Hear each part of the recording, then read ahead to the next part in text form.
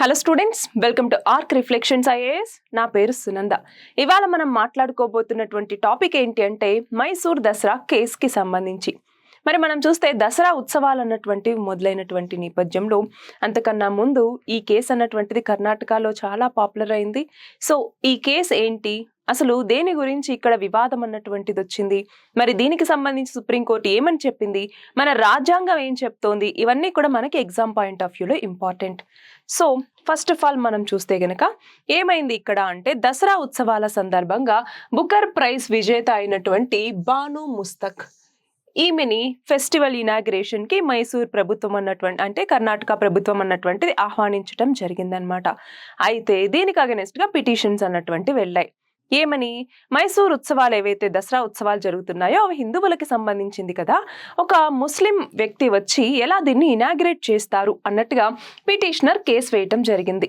So ఇది హిందూస్కి మాత్రమే reserve చేయాలి, వేరే మతస్థులు కాదు అన్నట్టుగా. మరి ఈ విషయంకి సంబంధించి సుప్రీంకోర్టు ఏమనింది అంటే ప్రియాంబుల్ని రెఫరెన్స్గా తీసుకుంది. ప్రియాంబుల్ లేదా పీఠిక అంటాం. సో మనకి ప్రియాంబుల్లో సెక్యులరిజం అన్నటువంటి ఒక పదం ఉంది. అంటే ఏంటి సెక్యులరిజం అంటే? అంటే మన భారత రాజ్యాంగం ఏం చెప్తోంది అంటే మన ప్రభుత్వం ఏదైతే ఉంది, స్టేట్ ఏదైతే ఉందో ఇది ఒక మతాన్ని ఆదరించకూడదు, అలా అని అన్ని మతాల్ని కూడా గౌరవించాలి. మన భారతదేశంలో వివిధ రకాల మతాలు అన్నటువంటివి ఉన్నాయి. సో మత సహనం అన్నటువంటిది మనం ఎప్పటి నుంచో పాటిస్తూ వస్తూ ఉన్నాం. మరి స్టేట్ ఒక పర్టికులర్ మతాన్ని కన్సిడర్ చేయదు కదా, అందరూ సమానమనే చూస్తుంది కదా. మరి అలాంటప్పుడు వేరే మతస్థుని అంటే స్టేట్ నిర్వహించేటటువంటి ఒక పూజా కార్యక్రమానికి ఎవరిని పిలిస్తే ఏముంది అన్నటువంటిది సుప్రీంకోర్టు చెప్పిందనమాట. సో స్టేట్కి సెక్యులర్ క్యారెక్టర్ అన్నటువంటిది ఉంటుంది.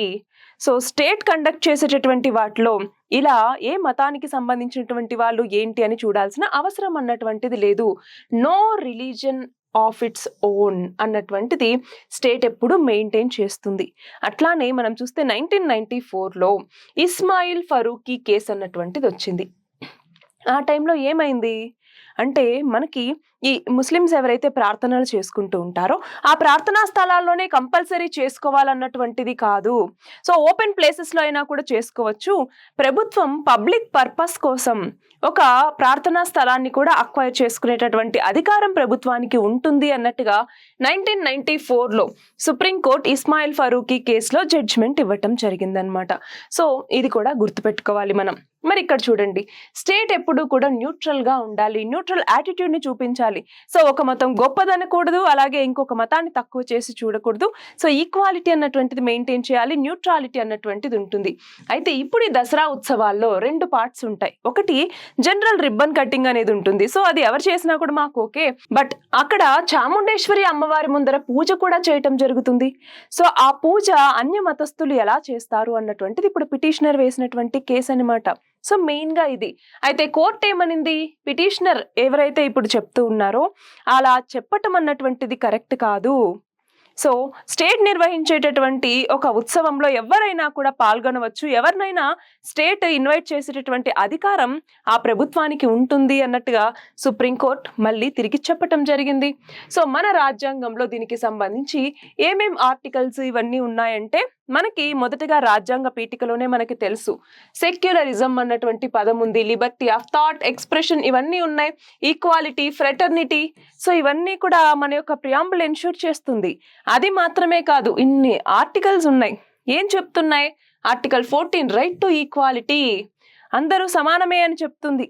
సో మీరు ఏ కులానికి సంబంధించి, ఏ మతానికి సంబంధించి, ఏ వర్గానికి సంబంధించింది అన్నటువంటిది చూడదు రాజ్యాంగం అన్నట్టుగా. అలాగే article 15 prohibition of discrimination on the grounds of religion. So religion అన్నటువంటిది స్టేట్ చూడదు. అలాగే ఆర్టికల్ 25 ఫ్రీడమ్ ఆఫ్ రిలీజియన్.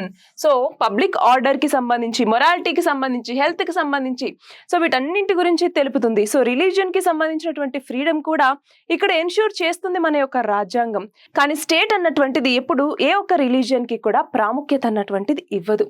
అలాగే article 26 freedom to manage religious affairs. వాళ్ళ యొక్క రిలీజియస్ అఫైర్స్ ని వాళ్ళు మేనేజ్ చేసుకునేటటువంటి ఫ్రీడమ్ రాజ్యాంగం కల్పిస్తుంది. అలాగే వాళ్ళ యొక్క ఈ రిలీజియన్ ని ప్రమోట్ చేసుకోవటానికి చేసేటటువంటి వాటి మీద ట్యాక్స్ అన్నటువంటిది విధించకూడదు. అలాగే ఆర్టికల్ 28 ఏమని చెప్తుంది, మనకి ఏవైతే రిలీజియస్ ఇన్స్ట్రక్షన్స్ ఉంటాయో వాటికి సంబంధించి ఫ్రీడమ్ ఆఫ్ అటెండెన్స్ అన్నటువంటిది వాళ్ళకి ఉంటుంది అన్నట్టుగా చెప్తుంది. సో రిలీజియన్కి సంబంధించినటువంటి ఆర్టికల్స్ ఇవన్నీ. మరి మన భారత ప్రభుత్వం అన్నటువంటిది సెక్యులరిజంని ఫాలో అవుతుంది, పాజిటివ్ సెక్యులరిజంని. అంటే ఏంటి, ఏ ఒక్క రిలీజియన్ని ప్రమోట్ చేయదు, కానీ అన్ని రిలీజియన్స్ని కూడా సమానంగా చూస్తుందన్నమాట. సెక్యులరిజం అన్నటువంటిది బేసిక్ స్ట్రక్చర్ మన యొక్క కాన్స్టిట్యూషన్లో. సో మీరు చెప్పండి, basic structure of the constitution లేదా బేసిక్ స్ట్రక్చర్ డాక్ట్రైన్ అని కూడా పిలుస్తూ ఉంటాం. ఈ బేసిక్ స్ట్రక్చర్ డాక్ట్రైన్ అన్నటువంటిది ఏ కేసులో మనకి మొదటిసారిగా వినపడింది అన్నటువంటిది మీరు కమెంట్ సెక్షన్లో చెప్పండి. ఏ ఇయర్ ఏ కేస్ అన్నటువంటిది మీ అందరికీ తెలిసే ఉంటుంది నాకు తెలిసి. సో ఒకసారి కమెంట్ బాక్స్లో మీ ఆన్సర్ చెప్పండి. అయితే ఇక్కడ గమనించాలి ఏంటి, ఇదిగో సెక్యులరిజంలో మనకి పాజిటివ్ సెక్యులరిజం అంటే ఏంటి, అన్ని రిలీజియన్స్ని కూడా ప్రభుత్వం సమానంగా చూడాలి, ఏ ఒక్క రిలీజియన్కి ఎక్కువ ప్రాముఖ్యత ఇవ్వటం తక్కువ ప్రాముఖ్యత ఇవ్వటం లాంటివి చేయకూడదు అన్నటువంటిది. మరి జుడిషియల్గా మనం చూస్తే కనుక సెక్యులరిజంని ప్రమోట్ చేయటం, అలాగే ఇందాక ఏదైతే మనం బేసిక్ స్ట్రక్చర్ డాక్ట్రైన్ లేదా రాజ్యాంగ మౌలిక సూత్రం అని కూడా పిలుస్తూ ఉంటాం, రాజ్యాంగ మౌలిక నిర్మాణం అని కూడా.